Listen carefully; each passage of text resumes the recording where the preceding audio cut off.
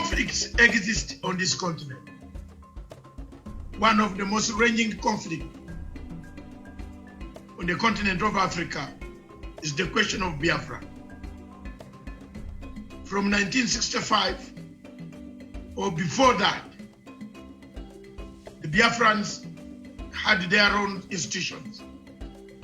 Before the colonial master arrived, they have agitated themselves, they have told the world they want fair treatment in a nation called Nigeria. Successive regimes have always trampled upon the rights of the people of Biafra, destroyed them, killed their younger men, assassinated many, deported many, excluded many, forceful deportation out of your own country. Time has come for the new generation in 2020, 2021, 2022, for people to sit down to find an everlasting solution to the conflict that is around that region. President Buhari promised us that he will finish in 100 days, the first term of office. Boko Haram will be dead. Today is finishing his second term. Boko Haram is even more vibrant than his own shoes. We have landed in very serious murky waters that the people of Nigeria don't know which direction they are going. The people of Nigeria, a big country with a big population, an economic hub of West Africa and Africa, with the biggest reserves of oil, still lingers in poverty. The poverty and the rich gaps in Nigeria are wider than the distance between Mars and Earth. What can we do for our countries in Africa? How do we unite? For us, our role is to speak, to defend the voiceless, to chart our way forward, to find a solution. The only way solution can be got on the Biafran issue is a referendum, which Buhari and the government president have refused. But sincerely speaking, Nigeria needs rearrangement. If that rearrangement does not come today, tomorrow, or the other day, one day it is going to explode. People can be pushed, but they cannot be pushed beyond what Biafrans have been pushed. The suffering is too much. Pictures that I cannot show on this television. I call upon President Uhuru Kenyatta as a member of the United Nations Security Council to see that some of these problems should be resolved and a resolution is passed of sitting down to understand the difficulties of the nations, especially in Nigeria, in Cameroon, because the problem of Biafra is also similar to the problem of Amazonia. The English-speaking people have no say in Cameroon. They are taken as second-class citizens. Biafrans are also taken as second-class citizens in a country called Nigeria. Their problems are compounded with a dictator who has lost direction, who doesn't know where the wind is blowing from, whether east of Sahara or west of Sahara. He's going north when the wind is going north, south. Therefore, it's blown, one leg going up, one leg going down. Look at the picture of Buhari standing 6.1 feet, being blown apart. Thank you.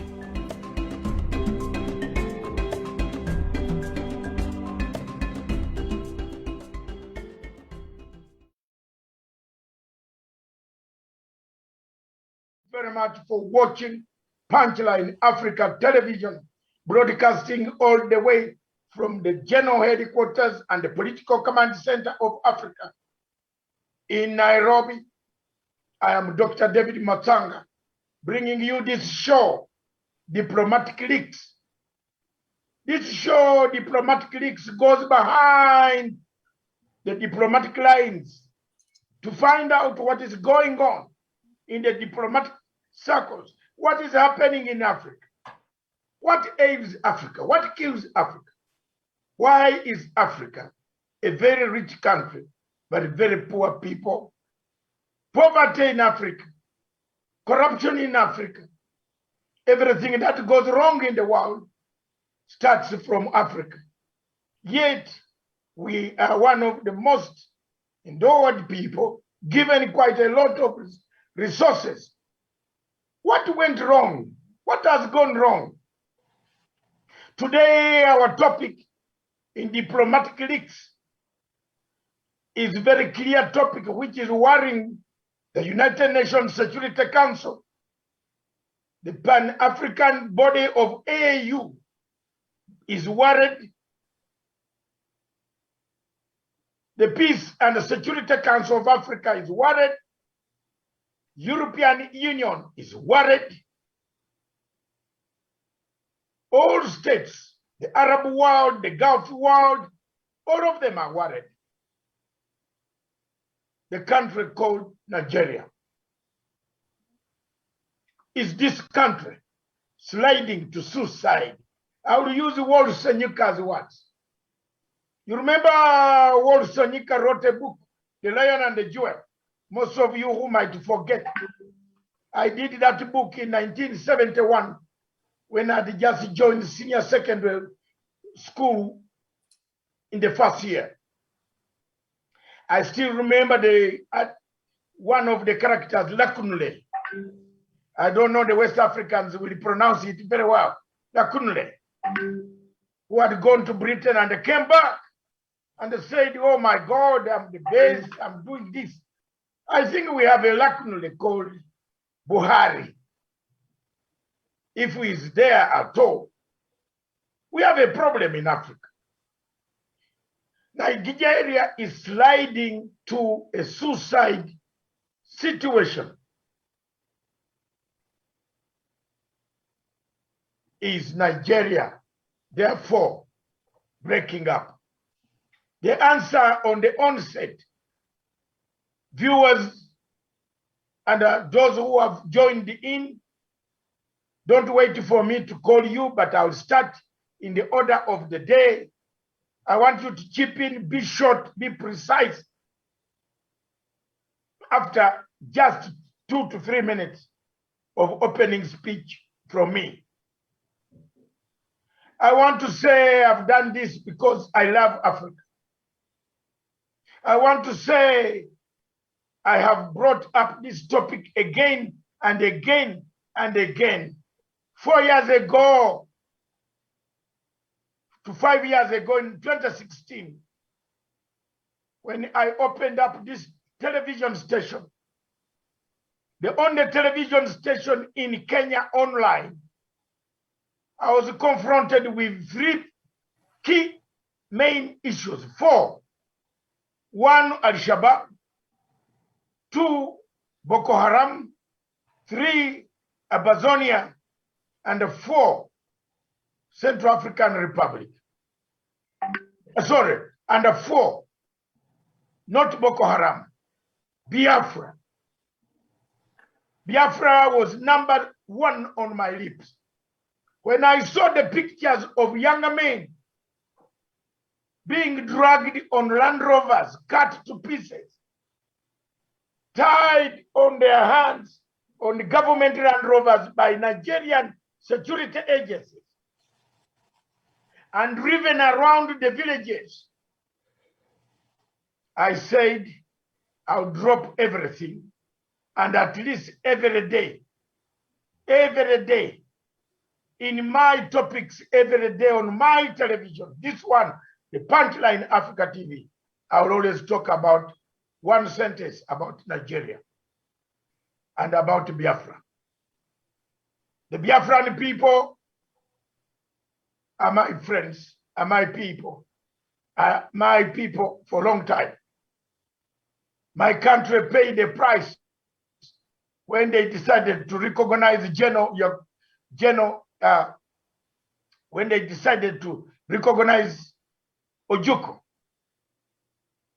We had no regrets. My father took part in the peace process in 1967 that took part in Kampala, Uganda. You remember one of the delegates got lost in Kampala, which is a case study that we have never found that delegate. I don't know where he disappeared. So Kampala and Uganda tied together with the people of Biafra. We weep together, we mourn together, we see the difficulties of why you should be liberated and given the freedom to speak, the freedom to eat, the freedom to write, the freedom to see what you want to see. What is killing Nigeria today is Buhari is telling people to close their eyes. Soon he's going to pass a law to close people's eyes. That when you open up and God has put light, don't see. That's the state of affairs in Nigeria. The killings, the slaughter, the torture, the rape, the defilement of younger people who only express their views and asking, we produce oil. Where is the money from the oil? We produce oil. Where is kerosene at the pump, at the garage? We produce oil. Why do we have no roads? One of my friends from Nigeria told me, we live together in London, in Surrey, nearby. In the evening, we always go to one of our pubs. Those days when I used to have energy, I could cross over to the pub and have a pint. And my friend told me, ask him, when are you going for Christmas? Believe me or not, I want to tell you, he said, which Christmas? I said, I'm going to Nairobi. Yes, now how will you reach your home? I told him that from Nairobi to Mombasa is 45 minutes. But by road is only 4 hours in a Range Rover like mine. Guess what? This gentleman from Nigeria told me he's from Port Harcourt and his home is very far in a place called Onitsha. And he will take 20 days to arrive in Onitsha. So I told him that by the time you come, I would have come back to London and taken almost 200 pints, a pint of lager, of good beer, while you are still traveling between Port Harcourt, or you are traveling between Lagos to Onitsha. The porthole, and he explained to me and told me, the porthole is as big as a crater which is on Mount Kanu, or on a crater which is on Mount Renzori or Kilimanjaro. That the car goes down and you think it has gone. Then it takes about 1 hour negotiating to come up because of the poor roads. And yet Nigeria has money banked outside in the City Bank in the United States, in New York. Ladies and gentlemen, on the panel today, we have Simon Ekapa, Dr. Joseph Joseph Nachama, Fred Emerald, Sean Wesonga, Jocelyn Olesesana Tawish, Francis Ferdinand, Ikemi, and more people, and millions of Biafrans and Nigerians, because there are so many of them suffering equally. The only suffering which we have identified under Javani Karanja, the ones we have identified are Biafrans, who are told when they are in Abuja, they are told to go back home. How can you tell another Nigeria, a man who was born in a state called Nigeria from 1914, created by the colonial master, and you tell him to go home? Where is the home? Buhari told us he cannot. There is a man on this panel who speaks Latin, and that is Wesonga. You would try these words. He said he cannot manage anymore. So in Latin, he will translate for us. Buhari said he is defeated. He can't manage Boko Haram. They are more powerful than himself. So, welcome to the show. Let me begin with the guest, Simon Ekap. Just say a word, introduce yourself, and tell us what exactly from the last time we saw you. What is changing? What has changed? We have seen so many developments to the extent that Wole Soyinka, one of the most renowned writers, says Nigeria is sliding to a suicide. You might not see it in 2022 by June. To me, before you speak, I've already predicted that the military are coming. So, Ekapa, don't say it is you who said it. I have said it. I see the military coming. People have reached a point, they have nowhere to go. They have nowhere to go. If the president, commander-in-chief, an army man, a general decorated, says, I can't fight Boko Haram, then what else? The captains should come and fight Boko Haram. Simon. Thank you very much. Go ahead. Thank you very much, Dr.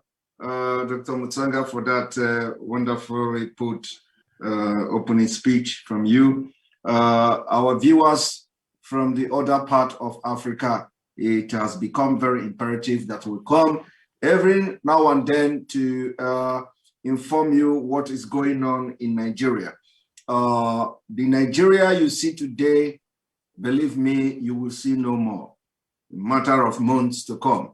Nigeria is collapsing or has collapsed, and the breakup of Nigeria has become imminent. The problem here is that the government of Nigeria, under the leadership of Sultan of Sokoto, people are not understanding what is going on. What is going on is that they are having the continuation of Usman Danfodio conquest, being led by a man called the Sultan of Sokoto. And because the Nigeria, you see, do not have president, and we address them as presidency. So these people are being controlled by the Sultan of Sokoto, and the people that are, perpetrating all this killing and ethnic cleansing and jihad in Nigeria today come from different African countries. Just a few days ago, we were able to expose one of the biggest sponsors of this jihad going on in Nigeria. Some of them, they come from a country called Mauritania. And they are very, very proud to boast how they have built dynasty in Nigeria. And today, one of the family that has built this dynasty in Nigeria, has come to become the spokesperson of the Northern Elders Forum.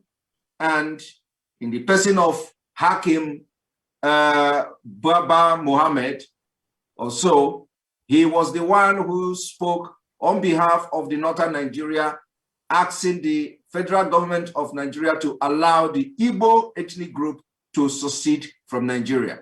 And so when you look at the impunity going on, you find out that even those who are not non-Nigerians, who have ulterior motive, who have interest in grabbing the land that doesn't belong to them, who have the ulterior motive to conquer the entire Nigeria and take over the resources that doesn't belong to them, are the one who have found themselves in position of power. They are now in military, they are now in police, they are now ministers. They have found themselves into different sector of Nigeria economy, and they are making decisions that are not favorable to the original indigenous people of Nigeria. This is one of the biggest problems. Also, we would want to inform our brothers from the other part of Africa that even the man who claimed to be the president of Nigeria, if there is anything like that, said he come from Niger, the Niger Republic. And because he believed that his siblings are still in Niger Republic, he has to develop Niger Republic, you know, and subjugate other parts of Nigeria, especially from the southern Nigeria, subjugate them to continue to be slavery to other parts of the northern Nigeria. And this is totally unacceptable. So the issue of whether Nigeria has collapsed, whether Nigeria is breaking up, as I'm speaking to you, Nigeria is already broken. Nigeria has broken up into pieces in the sense that the government are now begging the Boko Haram to lay down their arms while they are showing military power in Biafra territory. As I speak to you now, innocent people are being killed in Biafra land. Innocent women are being killed. Innocent men, old men are being killed. The news coming from Biafra today is that a man has been killed as he was on his way to a wedding. He was killed and paraded as unknown gunmen. And this news is now going viral. So the issue here is that our other African brothers and sisters should know that everybody must do everything to make sure that Nigeria do not stay more than 2022. We don't even see Nigeria succeeding this year. But if any case, a miracle happened that Nigeria continue to be a country, we don't want to continue to see this kind of bloodshed happening in Nigeria from 2022. Everybody must begin to speak to those who have the ability and the possibility to do something within the African countries.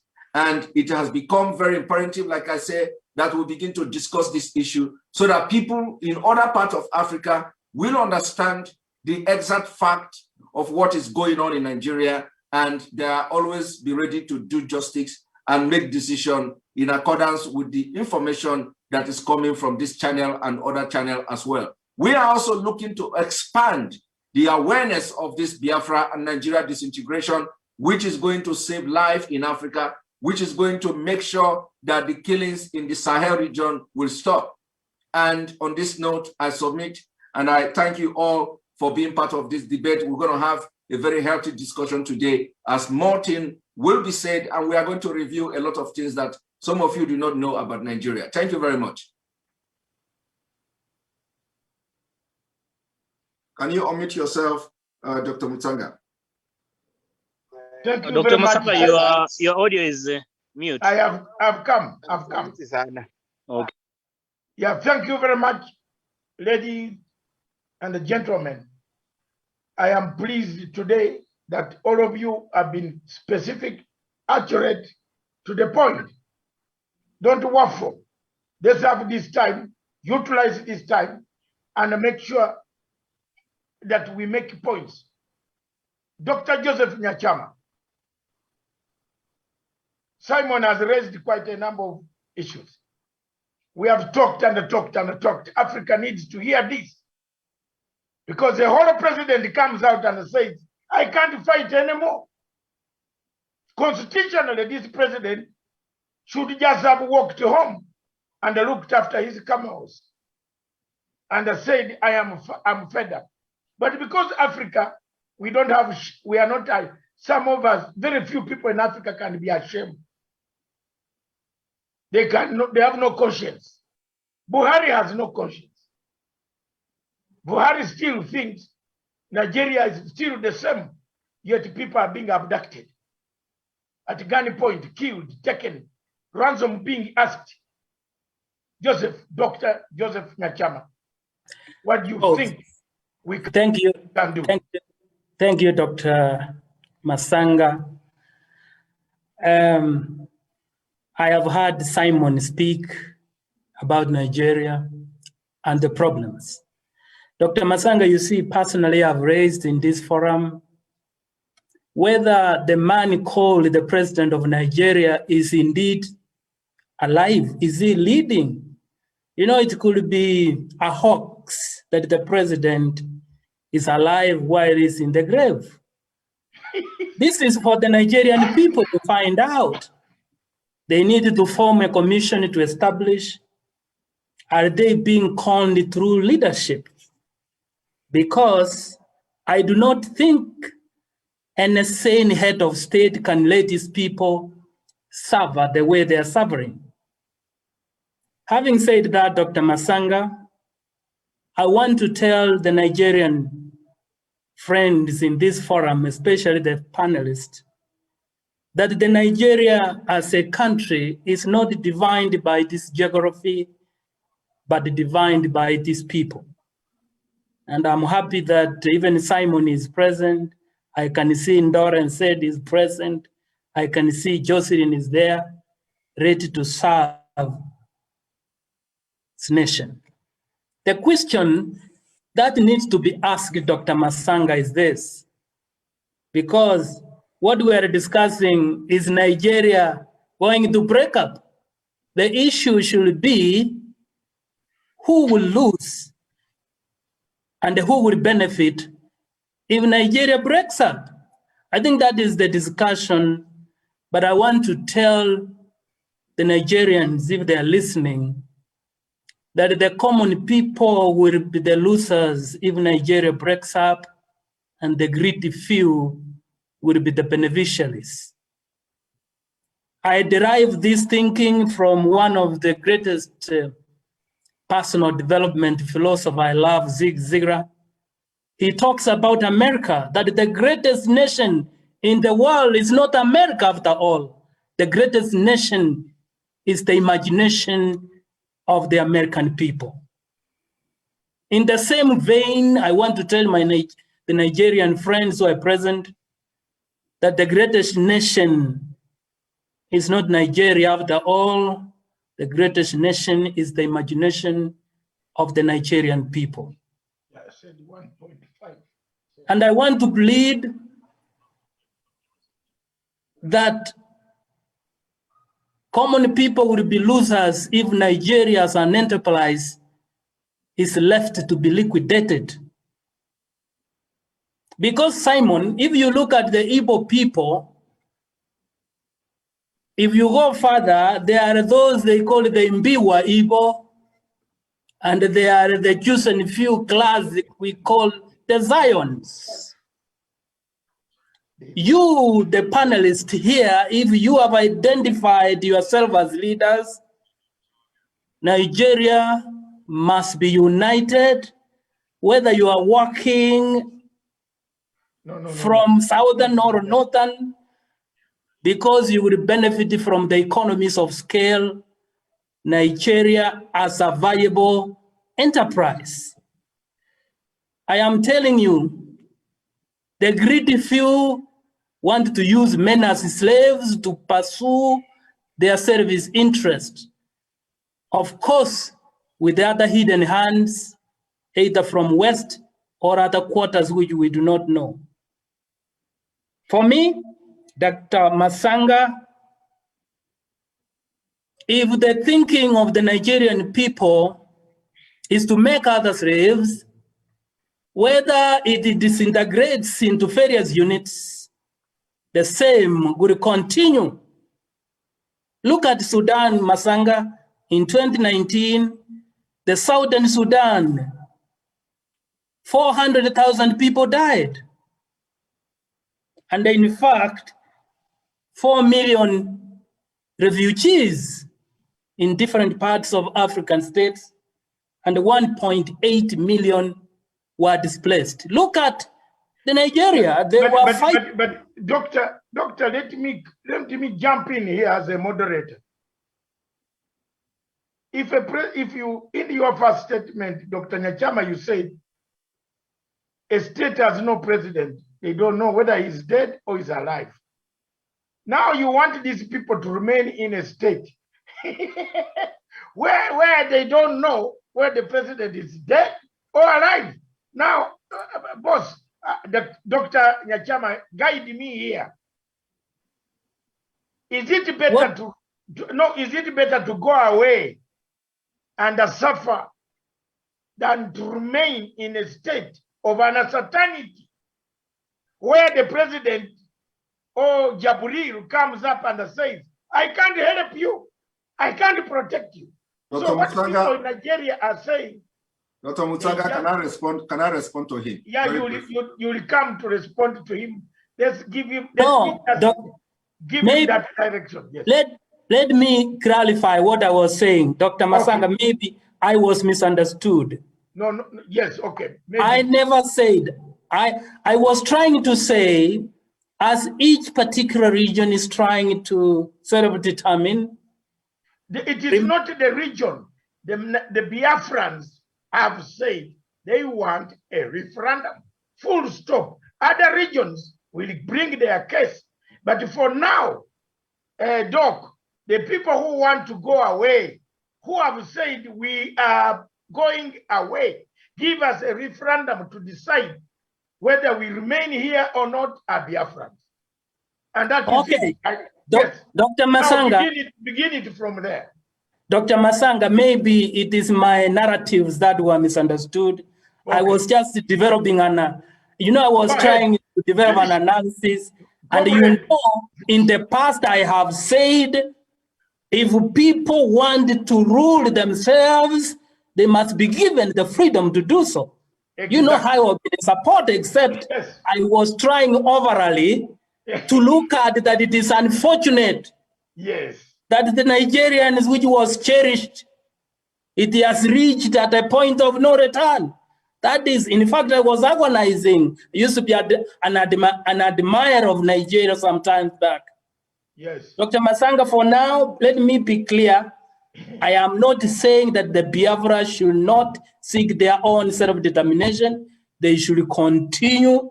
But I was only regretting because I was analyzing scenarios. For the others, Daktari, for now I submit because we have limited time in terms of resources. I submit, Daktari. Thank you very much, Daktari. Because I was saying, my doctor always says, let them go faster and run very fast. Because Buhari is not there, he's dead. Now, first of all, Fred, prepare yourself. Fred Emil, prepare yourself.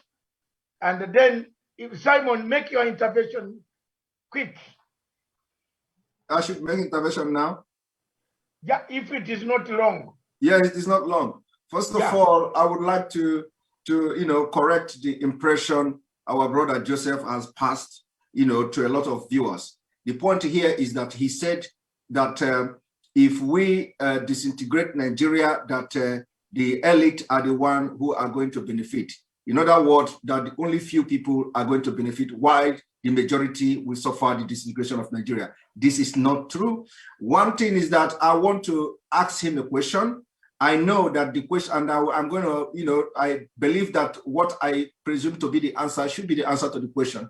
Do you like how the Europeans, do you like European country, Mr. Joseph? Do I? Do you like European countries? Do you like the civilization in European countries? Of course, the way they have developed there, I don't like some people themselves, the view they have to African. But if you I'm not asking about the view of the people. I said, do you like the European countries? When I say like, I mean about the civilization, about the development, about the way democracy is being handled here. Do you like what you Yes. see? You like Yes. it, right? Before you finish the question, yes, because their system work efficiently. Thank you very much. Do you know why the system works efficiently? Yes. What is the reason for the system working efficiently? It is good we educate the people watching us today. What do you think is the reason why behind the efficiency of the system? They have very effective leadership. Well, that is good. Period. Because no country You think it is no all country about can lead. You think it No is all about country effective leadership? Pardon? You think it is all about effective leadership? Of course, yes. Because No. no country can grow beyond the vision of a leader. Thank you. Let me now tell you something you may not know. The reason why the Europeans and the European Union is very progressive and have efficiency in their democracy or in their governance is because Europe is divided along tribal line. Have you ever thought of that? Yeah. Tribal lines? Yes. Have you ever thought of that? You know, let me tell you, if you are divided between tribal lines, it means that each tribe is bringing its niche to the food. I want to draw something to add to what you have said. You said you like Europe. You said you like the system because it is efficient, and then you said that the leadership and all that. And I'm telling you now, do you know the reason behind the progress and the civilization in Europe? And I tell you one key factor, which is that Europe is divided along tribal line. So the countries you see in Europe, they don't have all this kind of tribe you have in Africa. Do you agree with me? Yes. You see, now what makes you think that we can't do the same in Africa to have a more powerful, united African nation? You know, Simon. No, this is, it is something. Yeah, we are discussing. We are thinking very far. We Biafrans are thinking very far. We want to do something better than Europe. So now we have come to identify the problem of Nigeria. Where the problem of Nigeria is coming from? It's coming from a diversified ethnic group, diversified view, diversified economy, diversified culture. It is the diversity. The problem we have in Nigeria today is diversity.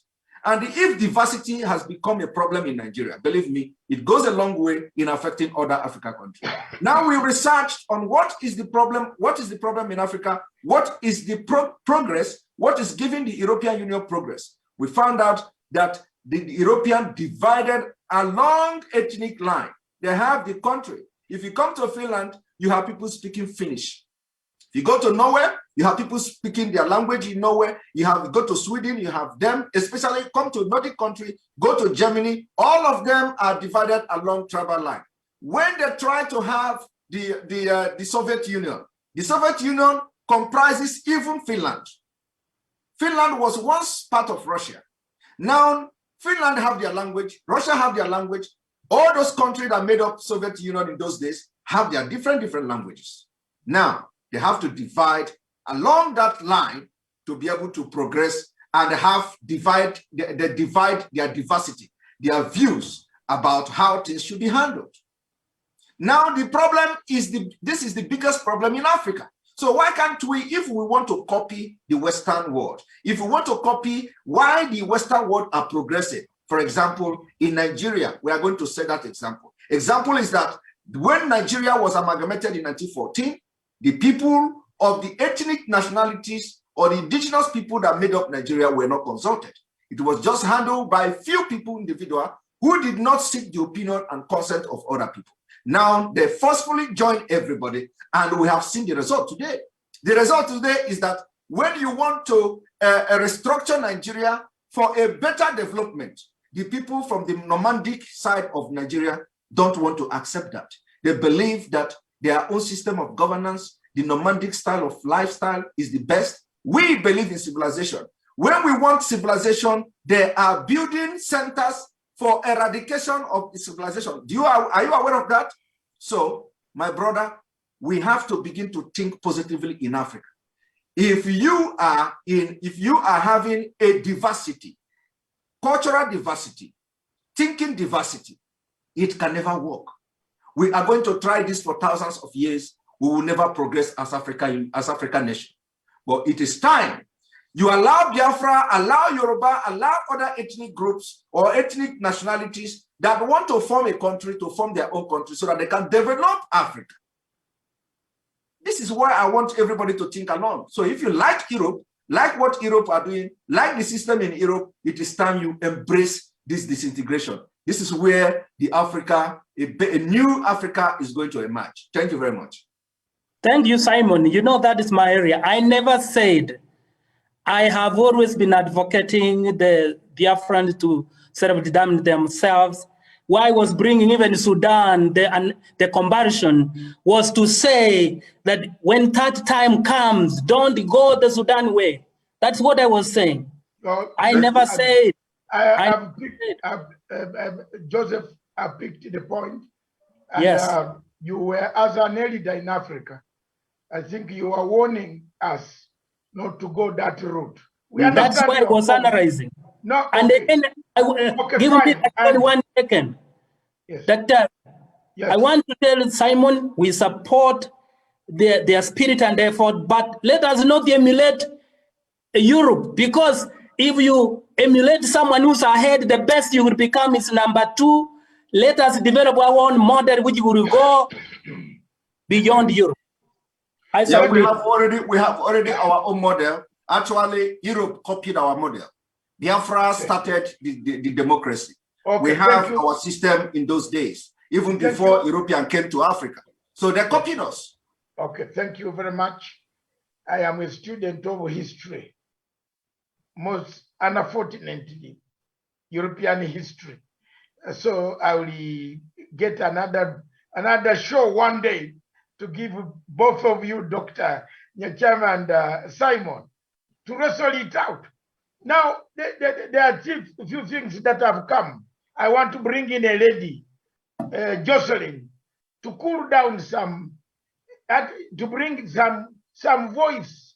We don't want to look like a man only sitting at the marwa or the pot, you know, the pot for brew, local brew, drinking alone. You know, men used not to allow women to go there and tell them, don't come near the pot. Jocelyn. Yes, are you there? Yes. Is Nigeria breaking up? I can hear you have laughed. Is Nigeria breaking up? Good evening, everyone, and thank you for the invite, and thank you for those of you watching online. Is Nigeria breaking up? Definitely, because this is a question that even a kindergarten student knows that Nigeria is breaking up, because we don't need a soothsayer to tell us what is actually going on in Nigeria, because the way things are, the aggressiveness of people back home will actually tell you, the atmosphere itself will tell you that this country is going down. So Nigeria, as it is right now, is going to break up. Nothing is going to mend it. Nothing is going to stop it from breaking down or from breaking up. See, everyone is so angry right now. The youth are angry. You know, the tension is so high back in Nigeria. The tension is so high back in Nigeria that even when you travel, doctor, just immediately land in Nigeria or you land at the airport, the only thing you will feel is the negativity in the atmosphere. You will feel everybody is just antagonizing the other person. That is to tell you that the leadership of the country has failed everybody in that nation. So people right now are just so angry that before you know it now, everything is just going to, is going to explode. I would say like it's just a ticking time bomb. So it's just waiting at the right time for things to get out of hand and explode. So the best thing they can do right now is either they do it gradually and peacefully and let the people that wants to go on their own and be. Otherwise, a lot is going to happen and it's going to affect each and every one of us. We are losing lives at the moment. We are losing people on a daily basis. But if they are not able to manage it, if the leaders in Nigeria, even the African leaders are not able to, step in and manage the situation back in Nigeria, it is going to affect a whole lot of people. It is going to affect a whole lot because we are going to lose lives for sure. We are going to lose lives. So the best thing, if they have the interest of the people at heart, what they will do is, okay, since everybody is antagonizing the other person, in Nigeria, we are all tribalistic in nature. We are all tribalistic in nature. Me, I cannot, when you see an Igbo person, and also, or if Fulani man sees an Igbo person, they see you as an enemy. You understand? We don't have the same language. We don't have the same culture. It's just, you know, it's just like mixing oil and water together. It doesn't stay. It will never hold. It will never hold. So when you mix people who do not have the same ideology and the same culture together, of course, there is going to be an antagonism. There's going to be a kind of bad spirit, you know. There is going to be a kind of bad spirit within these people. So the best thing they can do now, you cannot just hold people together who do not want to live together. Because what is your plan of saying, oh, it's compulsory that you have to be in the same nation as me? What is the essence of doing that? Then the people you want to lump together said they are not comfortable in this kind of a relationship. So it's better you let them go peacefully, or you then be ready to face what is coming up. You understand? Because right now, with the whole situation back in Nigeria, the youths are arming themselves. They are taking up arms. If you watch what the military has been doing to the youth and the police officers, if I'm sure you've seen pictures on social media, you know, the inhuman treatment against the youth. What do you expect that will happen tomorrow, doctor? When these people know tomorrow, they will feel like I have been subjugated for so long. I have been, maltreated for so long. I have been dehumanized. You understand? I have been treated like a trash. You know what they will do? They will find a way to look for arms and defend themselves. And that is what is going on right now. So the best thing, if these leaders have sense enough, if they actually, have the interest of the people at heart, if they actually value human lives, they will say, okay, as it is right now, either they sit on a round table, have a dialogue to find a way out of this whole situation so that people will go peacefully and have their own nation, then develop the way they want. But if you're trying to force everybody together, it will get to a stage, things is going to explode and it cannot contain it anymore. So Nigeria breaking up, there is no two ways about it, doctor. It is going to break up. It might not break up today, but definitely it's going to break up, because even Biafra has been for a long time before they brought everyone together and then they said that we are conquered people. No, we are not conquered people. We can be very stubborn. When it comes to the southern region, we can be very stubborn. But being stubborn doesn't mean we are destroyer. We don't destroy, we build. But as it is right now, is either they let Nigeria, they let Biafrans go, or everything in Nigeria is going to go down. That is my assertion, sir. Thank you very much. Nigeria is going down, slowly sliding to suicide. Jocelyn, thank you very much. Thank you for doing that and for saying it is true. Let me ask one question. Tony, my brother Tony, I see you very worried, man. Very worried, because some of the statements here and some of the pictures coming out of Nigeria are very worrying. Younger men are picking up arms. The security is eating them. You think they have been pushed to the wall to take another route of constitutionalism. Picking up arms also is constitutional. If you have nothing left, you have no alternative. But I want to ask you one question. Why is the world silent? Why? Let's bring in that angle. Let's juggle that angle. Why is the world silent? Thank you. I also thank and appreciate everyone here and those watching online. Once again, thank you for the invite. The question you put across now is not just intelligent question. It is a sensitive question that some people don't want to hear. It's part of the question that makes Nigeria government panic, because there are commitments everywhere. The reason why the world remain quiet or silent today is similar to the program I called you for last week, that I have a program coming up, and the program is Why the Silence of the Nigerian Pastors.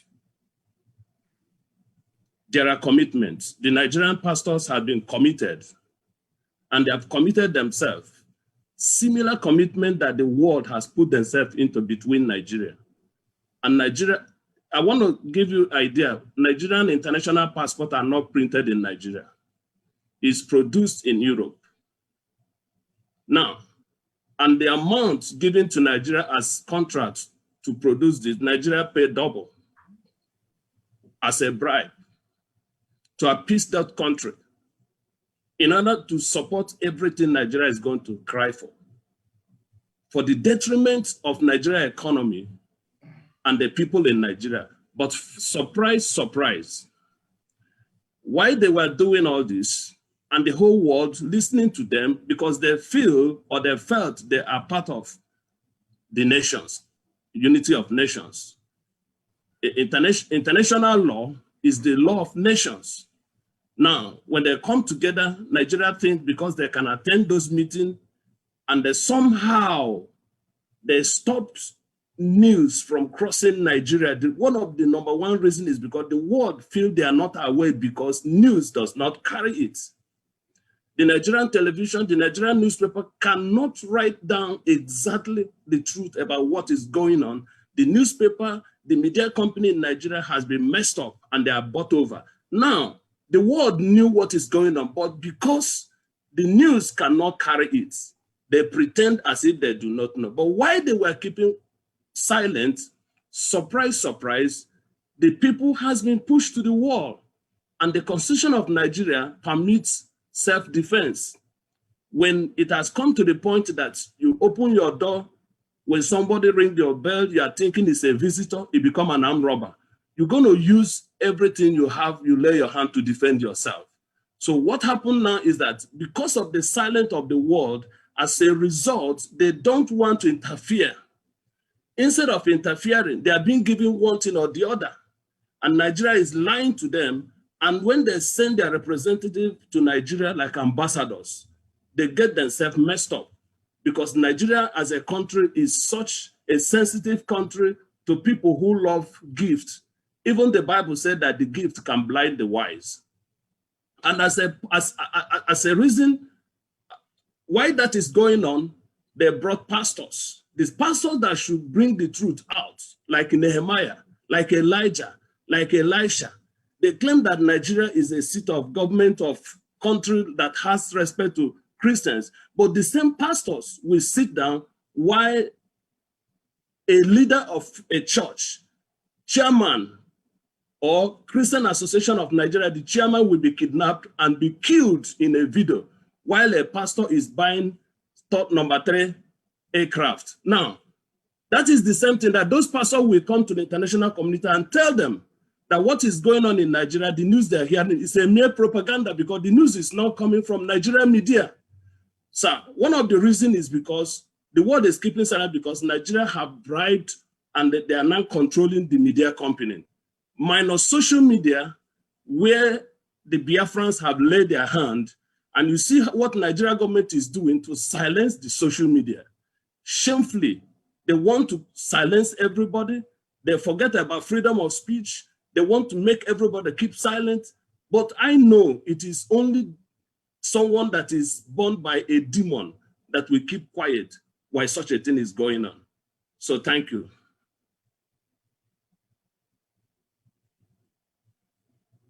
I cannot hear your voice. Unmute yourself. Oh, fine. Sorry. I always leave it so that it doesn't interrupt with the other people. Thank you very much, Tony. I've been looking forward to seeing you, and I'm very happy to hear your voice. And I want to laud you for coming on board. And this is what we are going to do. We are not going to be shy to talk about one of the African countries going down. Let me come to Nairobi then. Sean Wesonga, brief, 1 minute or 2 minutes. Is Nigeria breaking up? Is there any reason to call Nigeria Nigeria anymore? Is Buhari alive? Is Buhari the president or Jabril? You know, these are some of the things that have confused me up to today. I don't know. If a man comes up and says, I can't fight anymore, what do we do? What should African Union? Why is the world quiet? Have we been captured by multinational companies? Tony raised a very serious point. The panel, those who are watching, who are going to contribute. Multinational, a Nigerian pastor buys the first class aeroplane. So he flies around Africa and tells everybody we are very rich. But down at home, people are in trouble. He doesn't say the government has a problem. This is what Tony has raised. So how can we help a situation of this nature? Kenya is a member of the United Nations Security Council. Today, for 2 years, it sits on the United Nations Security Council. President Uhuru Kenyatta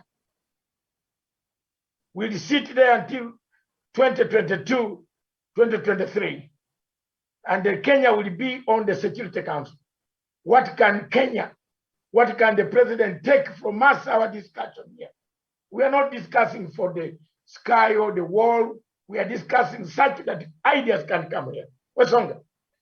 Yes, thank you, Dr. Matsanga, and every panelist that has spoken before me. First and foremost, I really want to reiterate that the people of Biafra need their independence, and this should be unconditional, because when you even listen to the words of Abraham Lincoln when America was undergoing the Civil War, and they had a problem similar to what we have today in Biafra, where a group of individuals feel they are more important in that they can be able to oppress and be able to discriminate another community of people. Then he said that no man should see himself so important to govern another man without the other man's consent. And that is what should be happening to the people of Biafra. We should give the people of Biafra the freedom to determine their own future. And any African leader, any African state that is actually watching this conversation, it is time for us to come up together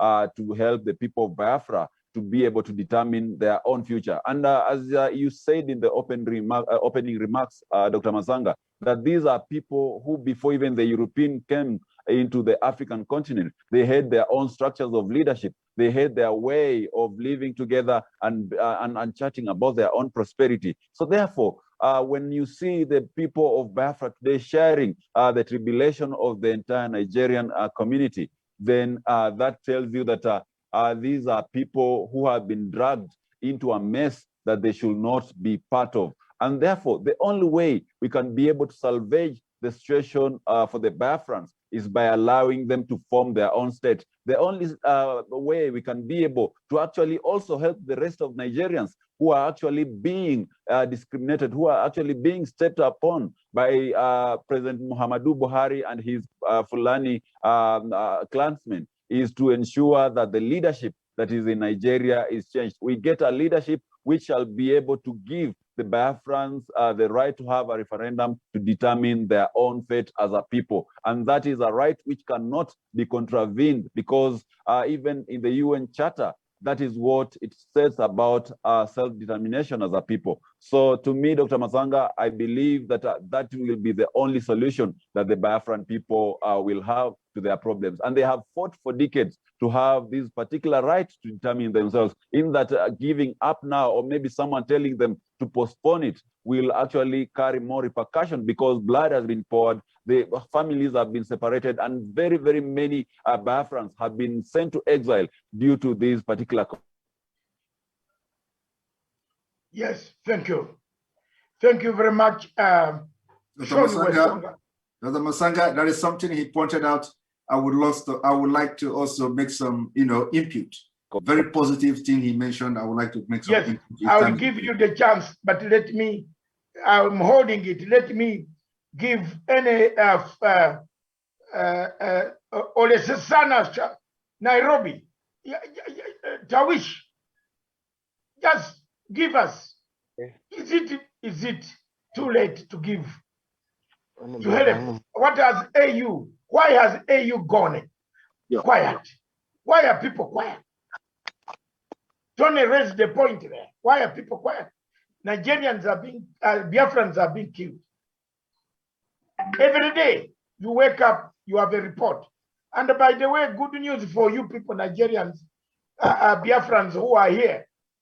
Tomorrow, the chief prosecutor of International Criminal Court, the one Fatou Bensouda, who was actually bribed by Buhari, is leaving.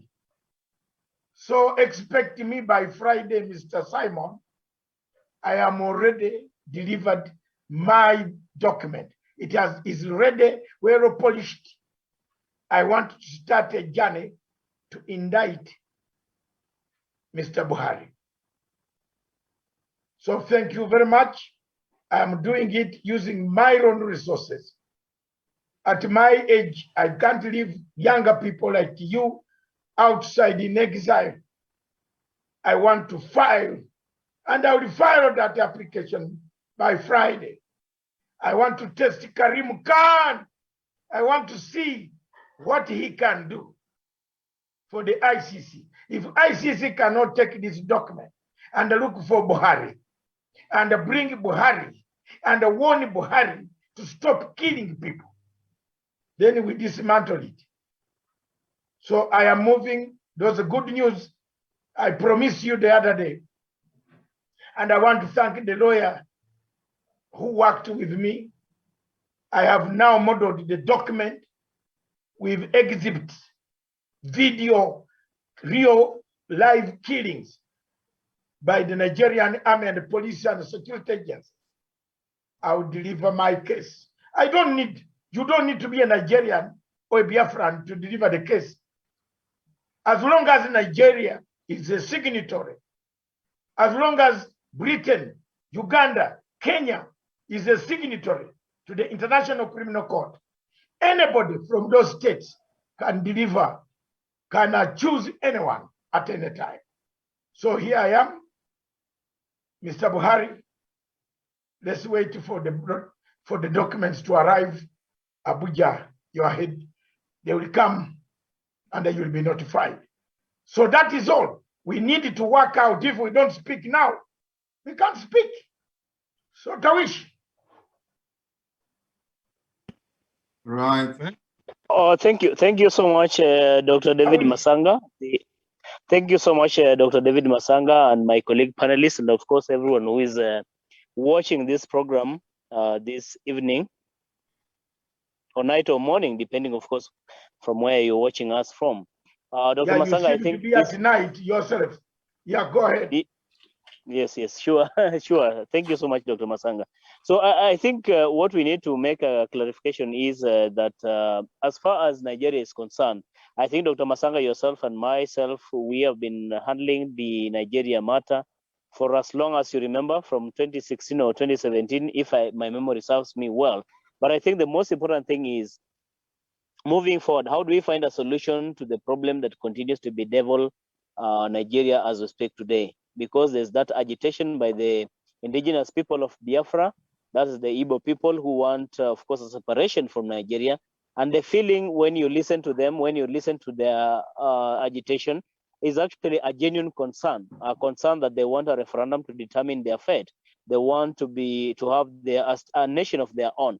And I think for President Buhari, it is something that he should have allowed or permitted to have happened through a referendum. But again, because Buhari, having his own interests, is a person who is not so much keen on allowing this to happen. So it is unfortunate as we speak today, Dr. Masanga. But again, I allowed the people of Nigeria, especially the indigenous people of Biafra, because they have been very keen and they have been very focused, very determined, very resolute, and not giving up when it comes to the question of agitation and calling for this referendum to take place.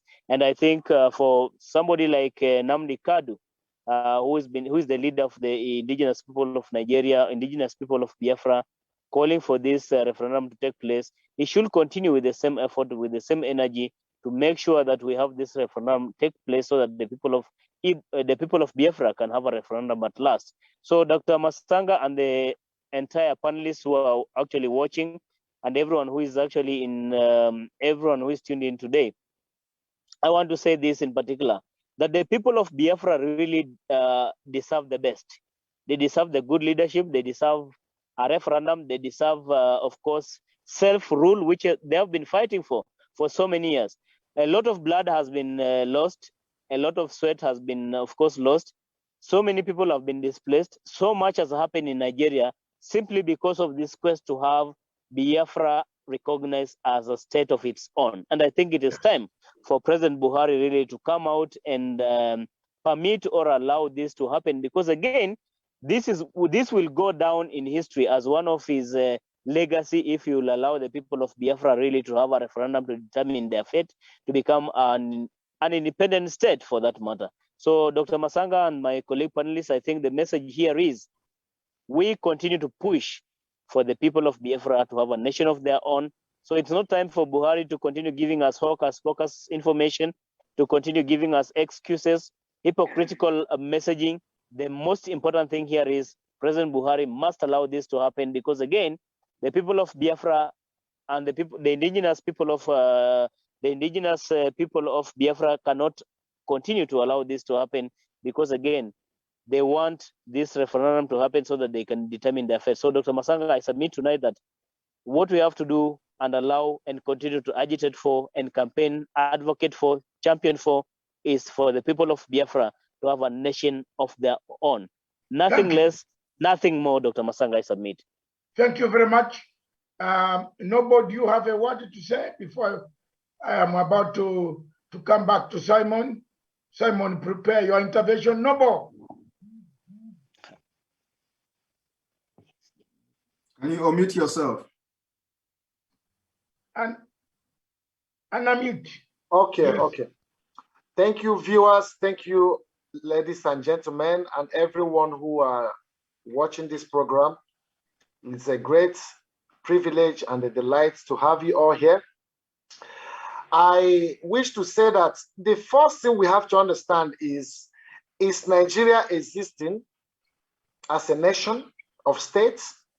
What is it that binds Nigeria to be a virtually or a reputable nation, that you can say that Nigeria is a nation? The man who constituted this satanic fraud, who is Frederick Lugard, said after 100 years, Nigeria should be dissolved. This is over 117 years.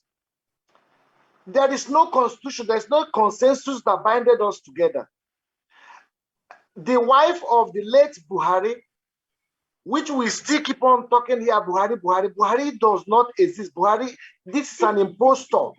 I keep on saying this, and I want people to understand this. Let it go into the brain and the hearts of people to understand that all these political bigots who are there championing the government of APC as to push on an agenda that there is an existing nation.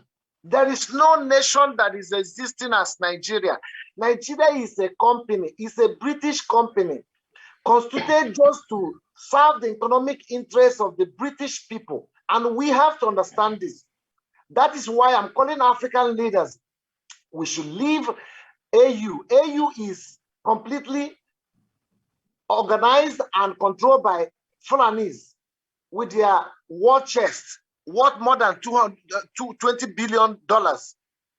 So these people do not have any stand as a viable, reputable country that we can say we have a country. We don't have a country. We don't have a president. We don't have senators, House of Rep, House of what they refer them generally now is called the presidency. There is no president. So that man you saw there that is parading himself, he needs to come to Hague. He needs to come and explain himself. There should be a DNA that should be conducted. DNA should be conducted. It's a very serious DNA should be conducted. Who is that man who have held the whole Nigeria, the whole citizens, 216 million people hostage? This is a very serious issue that we should be talking about. Also, African leaders are there shamelessly, I must use this word, shamelessly, ignoring the fact that people are being killed every day. 500 people, 400 people, they are not discussing it, they are silent. The European people are gaining from conflict in Africa, they don't care. The Americans are gaining from conflict in Africa, they don't care. the Asians are gaining from conflict in Africa. They don't care. What they are doing is championing and sponsoring arms into the hands of terrorists. What is the reason why America have not come to fight Boko Haram in Nigeria? They say they are world power. They are fighting terrorism all over the world. I'm asking this question: why is it that American government, American military are not fighting Boko Haram in Nigeria? They are the same people. Why is it that Britain is not fighting Boko Haram? America has about 5,000 military in Afghanistan, which they withdrew recently. And in Iraq, they were there, 10,000. They withdrew it. America is not basically occupying any specific place with maximum military presence. Seriously now, why are they not coming to Nigeria? Why are they not coming to Boko Haram? The Chad president, the former Chad president, he finished Boko Haram within 1 week. Why is it that America is not probing all those people who are financing terrorism in Nigeria, who are championing this terrorism all across Nigeria and killing innocent people? They brought Christianity to us. Why have they ignored the Christians? I'm not only saying that this is a religious issue. Both Muslim and the Christian, this is humanitarian issue. Generally, Benue State is being under siege. Abia is under siege. Ohafia is under siege. Anambra is under siege. Ebonyi is under siege. Enugu is under siege. All the whole Biafran land is under siege. Oduduwa, the same thing. They are under siege. What is the world leaders doing? United Nations is a disgrace. I'm saying it proudly and very without any remorse. United Nations and all these human rights organizations, that Amnesty International, that is situated in Abuja, have been calling for their presence. They have kept silent because they have economic interest in embezzling the resources of Biafrans with other external criminal companies, rogue entities like Shell BP from Holland, Total, JP Morgan, all of them, they are there embezzling the resources of Biafrans. And we are not protecting the lives of people from that region, from that land of which you are taking those resources from. Let me tell you, in Biafran land, we can no more fish again. Give me 1 minute. Let me digress. Finish with 1 minute. One minute. Yes. In Biafran land, in place we call Ejo, this is a place that they produce oil. Also in Abia State, they produce oil. In Imo State, natural gas is there. In Ejo, for example, in Bayelsa, for example, they can no more fish anymore. Okay. Fishing is finished for them, except Shell BP will come and clean up the mess they created there. We don't have a president. We are not Nigeria, and Biafra must be restored with every last drop of our blood to prove to the world that we are human beings who have flesh and blood and must be heard. And the United Nations should organize a referendum with the world leaders. Thank you so much. I applaud this program. Let's continue. Thank you very much, ladies and gentlemen. And unfortunately, we have very little time left. And as you know, in Kenya, there is curfew. And our curfew starts at 10 o'clock. And most of my staff who are in the main headquarters studios would like to run home before curfew catches them. But before I do that, I promise I'll continue with this subject again on Thursday. And Simon, I'll give you time and other people. But before I conclude, Simon had an intervention that I want to give you to make your comment as brief as possible. And on Thursday, keep time, the same time. We want to proceed. We want to be heard, Simon. Thank you very much. Thank you very much, Dr. Mutsanga. I really appreciate the fact that I have once again another time to speak. I want to, agree with the previous speaker before the last one, and then of course, yes, and then of course with the last speaker as well. That because of he mentioned the UN Charter. Now, I want everybody, especially those of you in other African countries, and then also to remind to the UN, the United Nations, A lot of people do not know the reason why the UN was set up. UN was founded in 1945. The reason for UN, the international organization, which was founded in 1945 after the Second World War by 51 countries back then, was to what? To maintain peace, international peace, to maintain international peace and security. Developing friendly relations among nations and promoting social progress, better living standard, and human rights. Now, this is the reason for UN. Now, let us, project this to Nigeria situation. UN is for peace, security, for progress, for betterment of living standard. And that is exactly what UN should live up to in Nigeria now. How do UN intervene in Nigeria? To maintain the peace and security in Nigeria, Nigeria needs to be disintegrated. As it is now in Nigeria, the security, chief of security agencies in Nigeria are controlled by those loyal to either directly Fulanis or those loyal to the Fulani Caliphate under the leadership of Sultan of Sokoto. Now, the conquest of Nigeria, they want to continue the Usman Danfodio. Today, the letter issued to a state called Delta State has 4 or 5 terrorist group pictures in that letter, which means they have been able to come together for the final, fight against other indigenous people in Nigeria. And this is what the UN don't want to understand.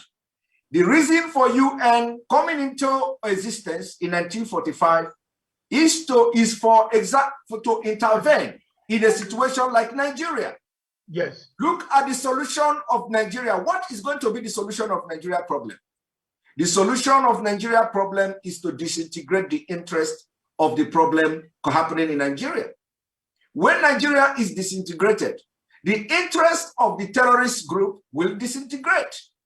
Not only that, the differences that are fueling this crisis and killing in Nigeria will also disintegrate. When Nigeria disintegrates, it will go a long way in restoring peace and tranquility in the entire West Africa. Yes. Now, having said that, how will disintegration of Nigeria solve this security problem and crisis in West Africa? It is going to solve it this way. We know that when we are shouting and agitating for the freedom of Biafra or disintegration of Nigeria, people will always make references to Sudan. And we have said several times without number, why are you people making references, especially those in other parts of Africa? Why are you people making references to South Sudan? Why are you not making references to other nations within Africa that have actually conducted referendum and they are doing well? Why have you not mentioned other parts of the world where referendum has taken place? Why is South Sudan always a case study? Right. Apart from that, we are completely and totally different people. We have different culture, different understanding. Biafra are the people that are scattered and have traveled a lot all over the world. You see Biafrans. Now, the disintegration of Nigeria will solve the problem in a way that, first of all, the terrorists, the Boko Haram, the Al-Qaeda, the ISIS West Africa, the bandits, the Fulani herdsmen, and what have you, Al-Shabaab and all of them, once Nigeria is disintegrated, the interest that makes them to now invade the southern Nigeria will automatically disintegrate.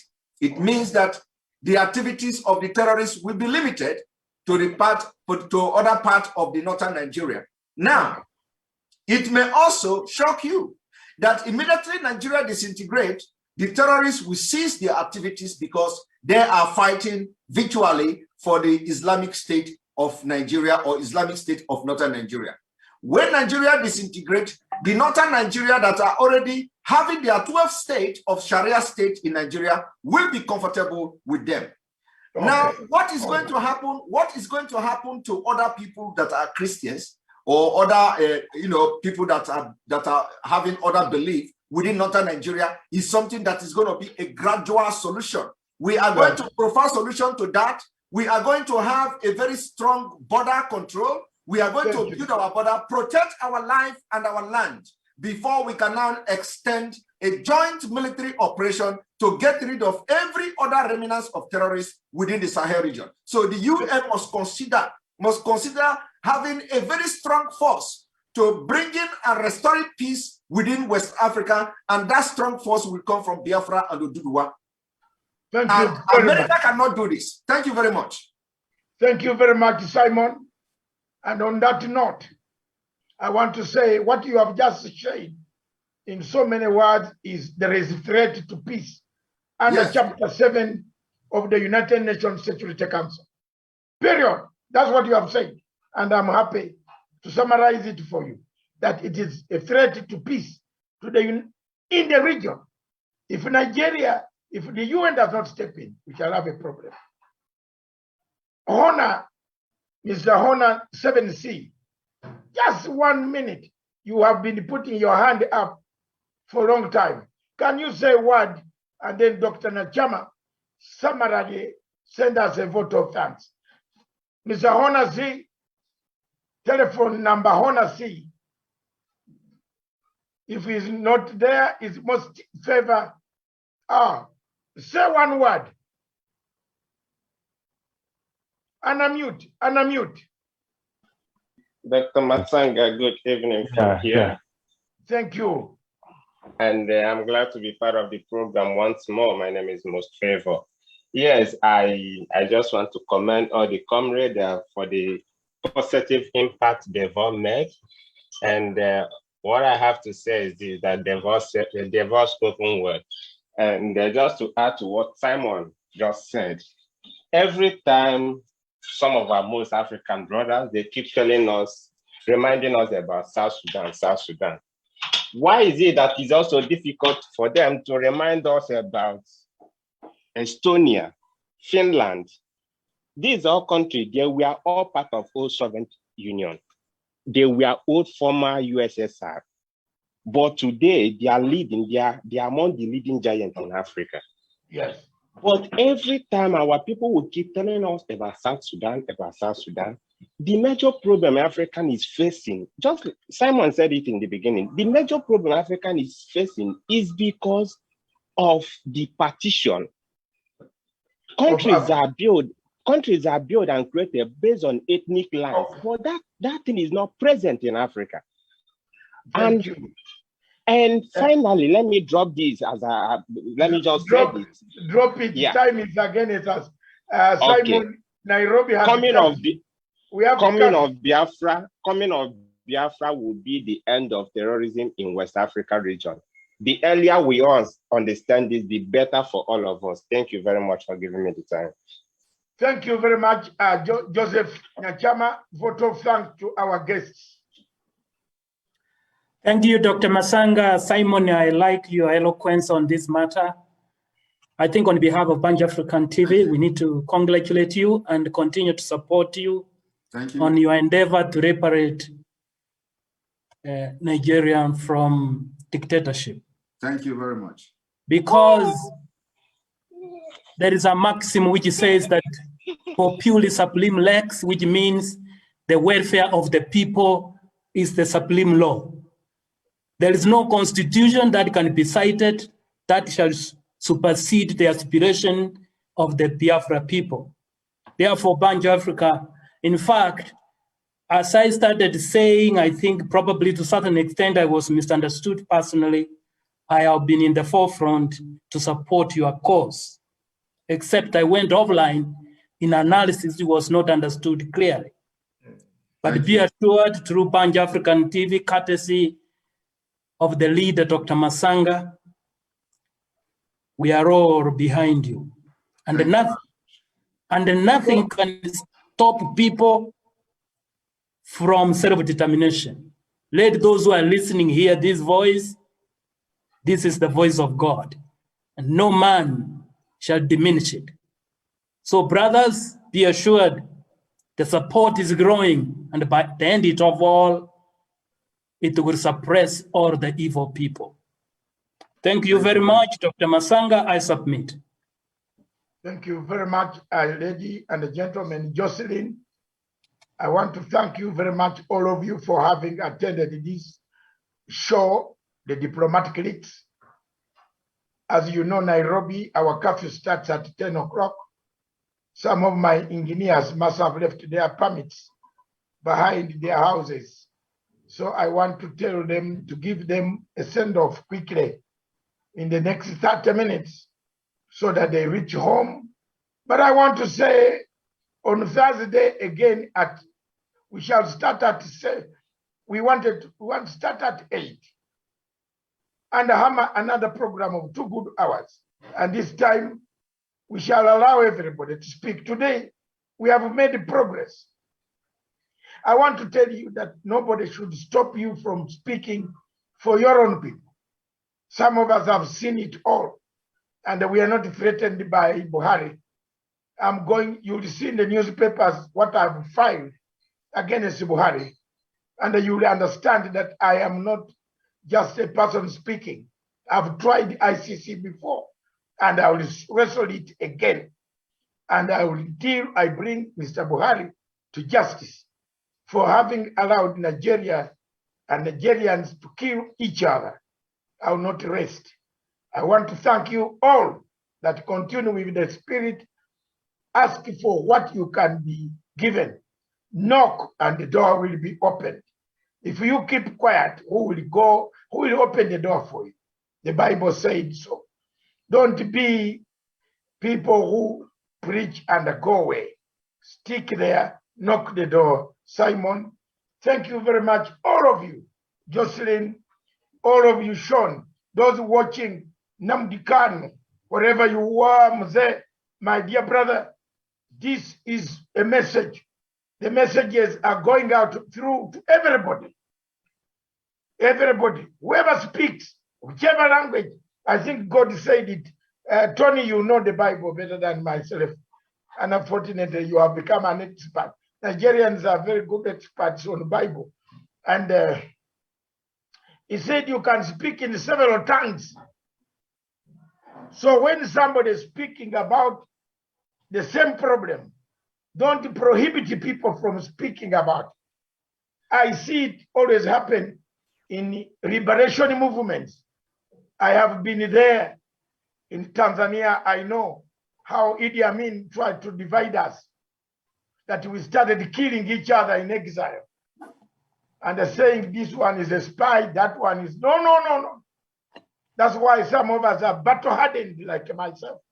We stood on the mission and we got Idi Amin out. If you continue speaking with one voice, one of these days, where is Abacha? He's gone.